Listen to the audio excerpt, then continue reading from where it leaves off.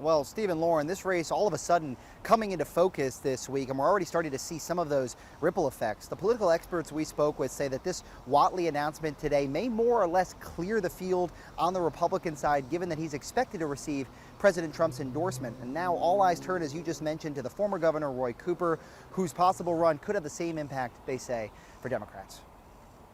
Whatley is going to have Trump's full support.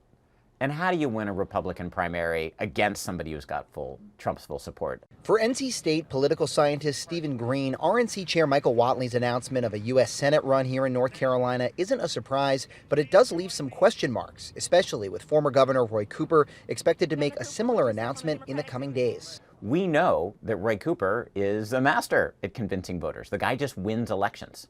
Michael Whatley has never run in an election in his life. Green says Cooper's name recognition and political success in North Carolina will be hard to topple, but that the gloves will be off. I expect this to be the most competitive, hotly contested, most focused upon Senate race in the country next year. According to conservative political analysts, Whatley should be buoyed by President Trump's expected endorsement and his work to help get prominent Republicans elected with the RNC. But winning a Senate seat representing North Carolina may require more than that. For Republican voters, that's fine.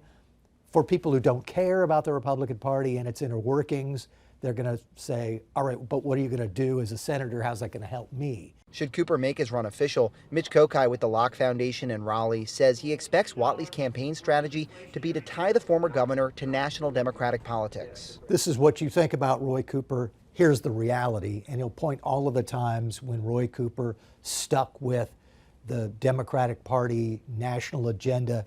Meantime, prominent North Carolina Democrats already weighing in on Cooper as a Senate hopeful in 2026. Today, Attorney General Jeff Jackson speaking with Eyewitness News at an event in Orange County. I haven't spoken to him about this. I've read the reporting that you have all read in the last 24 hours. I have no reason to assume that it's not accurate, but I haven't spoken to him. All I can say is he would be a very strong candidate.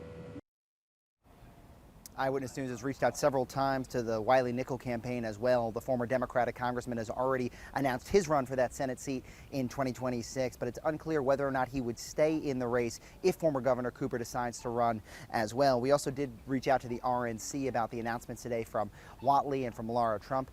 We have not heard back from them either. Live in Raleigh, Sean Coffey, ABC 11. Eyewitness News. And I was just going to say, Sean, we do know Roy Cooper is going to be speaking at a dinner, the Democratic Unity Dinner in Raleigh, 7 o'clock Saturday night, and that's when we expect him to make that public announcement. Everyone will be tuned in very closely.